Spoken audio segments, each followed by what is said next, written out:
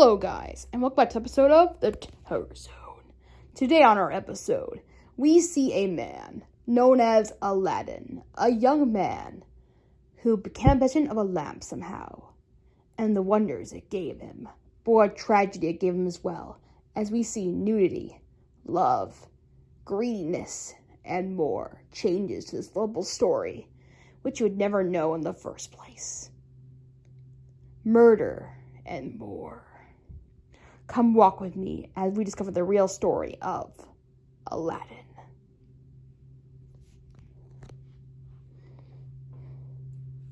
Aladdin is one of 101 Nights stories. There is a lot of these, so I'm just going to talk about the popular ones, like Aladdin, Sinbad, and Ali Baba and the 40 Thieves. The book has one main story that kind of ties all of them together.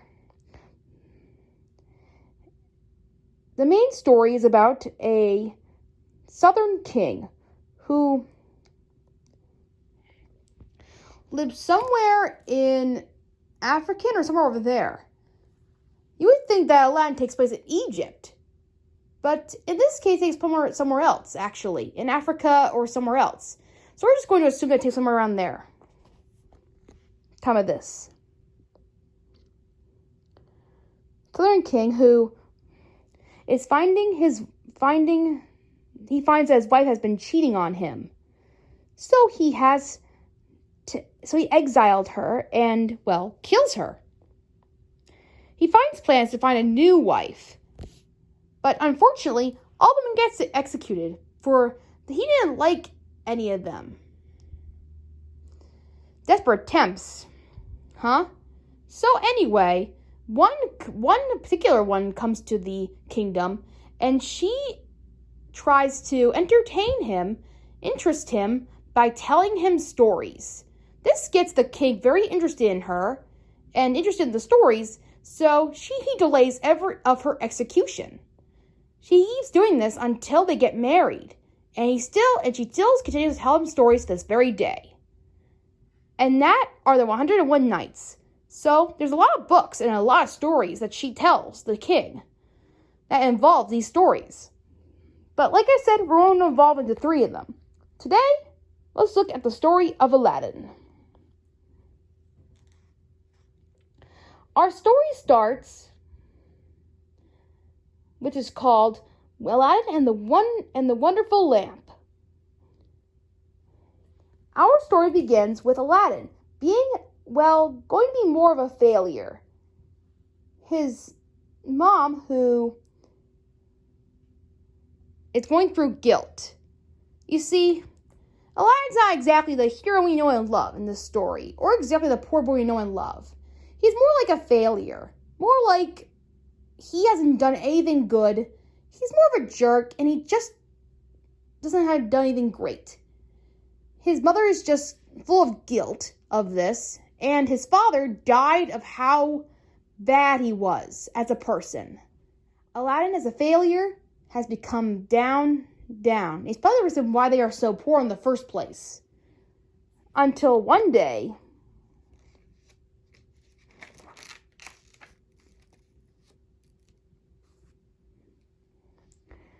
Jafar comes and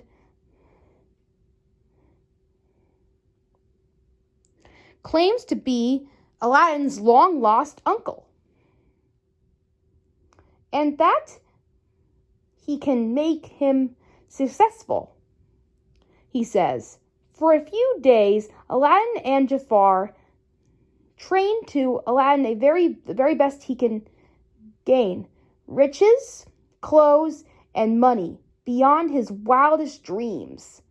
Until one day, they come to a point where Aladdin waits in Jafar and come to a stop. They take a walk in the sand. Aladdin is so tired, and he wonders where they're going. They set up camp and a fire and Jafar throws some sand on it. He starts saying magic words. Now, during this time, it's important to know that that the mother is really praised and granted. Originally, the mother was going to be in the Disney version of the movie, but it never came to be, unfortunately. So, as far as we know, the story comes to be. So, the mother comes to be really happy with the riches that his son is getting, and the clothes and everything. She's just totally excited. I just wanted to point that out to you. Also, I should really mention what Aladdin is really all about. The movie, according to the movie, Aladdin is about a story about a boy. I'm sorry I'm going off kilter here, but I really wanted to explain everything clearly to you people. But Aladdin's I'll make a quick summary about it. Aladdin's about a boy who is poor, pretty much. But then he comes across a girl named Jasmine who runs away from the palace because she's been sued to a lot of suitors lately, and she is not interested in any of them. She decides to go off on her own and discover a new way to be herself. She wants to marry her own without force. Aladdin meets up with Jasmine, and after getting into a series of different events, he realizes that she is the princess, and he gets captured. Upon realizing this, Aladdin has no way he's ever going to see her again until he meets an old man that tells him about the lamp, that takes him to a cave. He tries to take the lamp for himself, but unfortunately the cave collapses and Abu takes the lamp. Aladdin comes in possession of the lamp and wishes for 3 wishes. The genie wishes to be free because, the genie wishes to be free one day. Aladdin, being so kind-hearted, promises him to do this for him.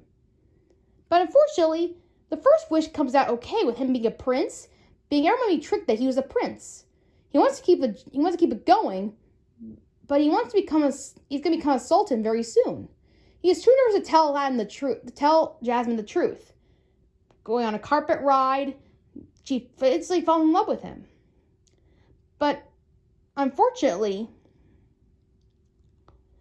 he doesn't keep to his promise with Genie. Instead, he just keeps it up with them not finding out he's a prince. He's just too scared to know. But then it's all too late when Jafar decides to take over the whole kingdom. Aladdin comes back to set things right, and once you know it, he does by tricking Jafar into turning into a snake, and then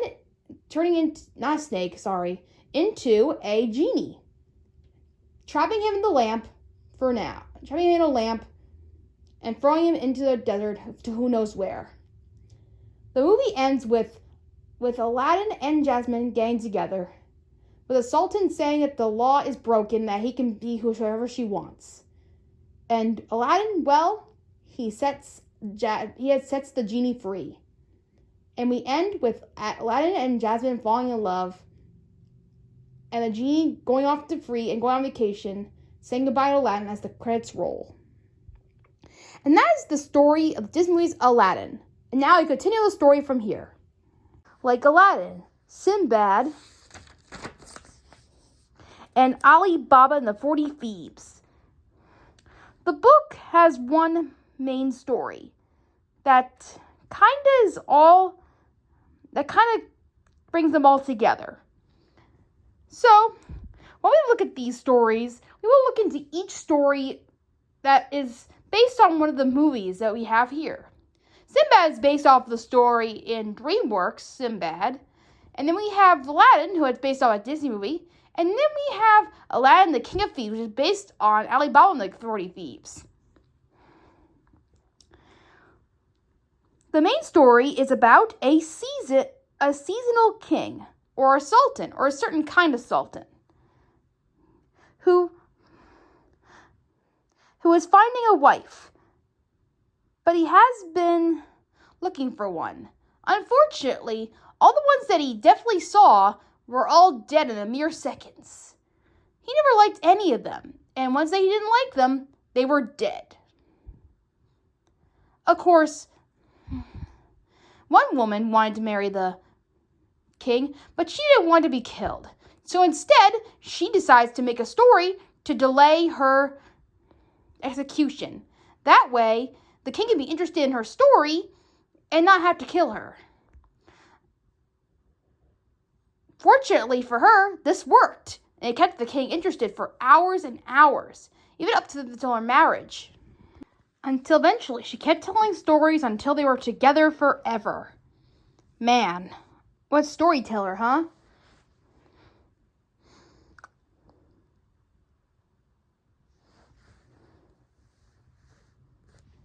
The story we're going to tell today is Aladdin and the Wonderful Lamp. Our story begins with Aladdin being a well-going and failure. Well, like not so good. Going failure. A loser, you could say. And his mother, who, due to his, loser and everything, she feels ashamed of her son.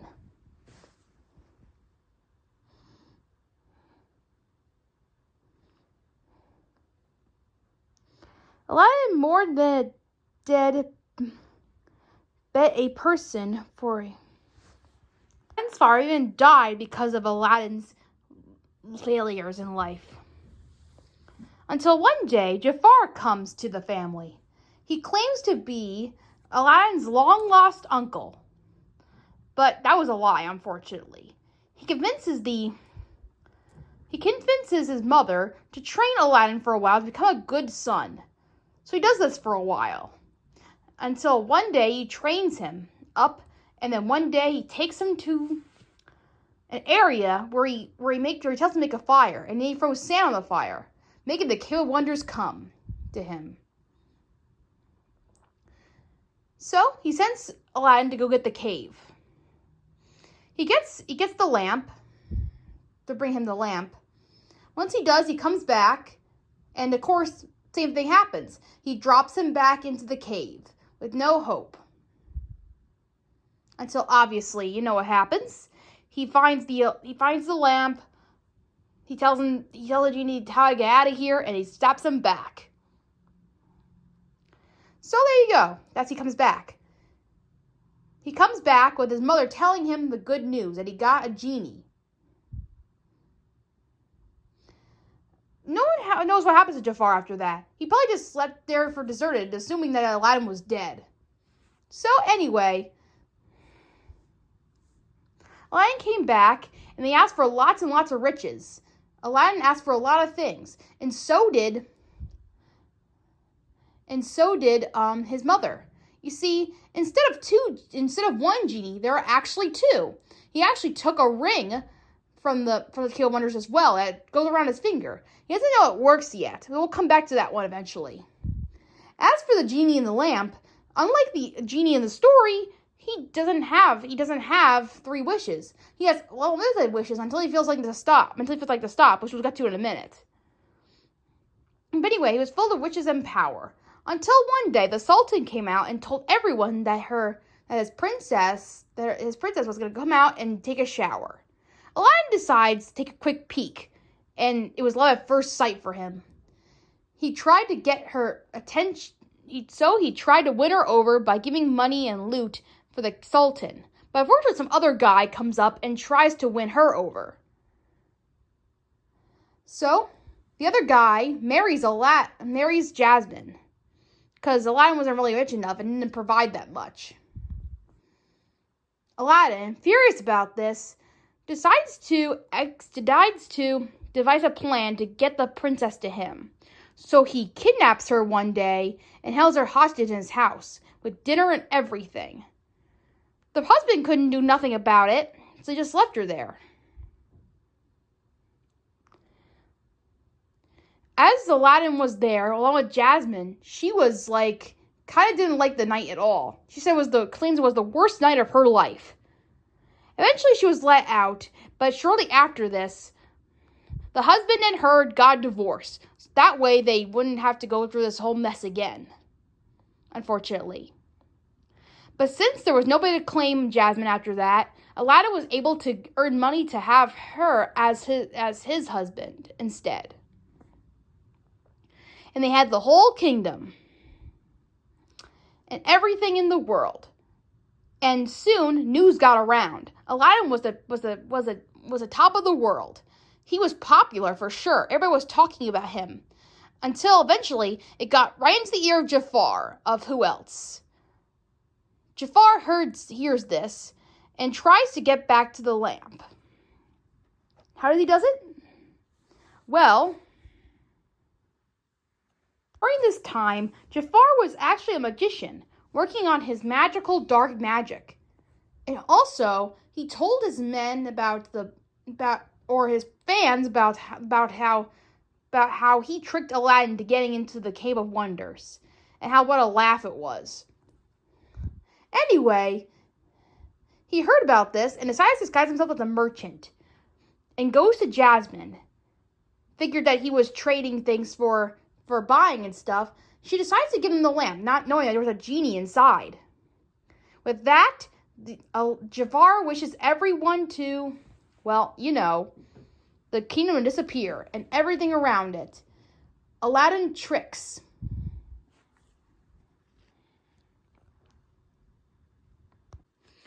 And so, Aladdin and Jasmine and the whole kingdom was missing, for the Sultan to wake up and find that it was all gone. He assumes that this was Aladdin's doing, but it wasn't. So, when Aladdin came back, I guess he was not with the kingdom when it disappeared, along with Jasmine. He came back to the Sultan, and once he did, the guards took him away and decided to have him be killed at the stake.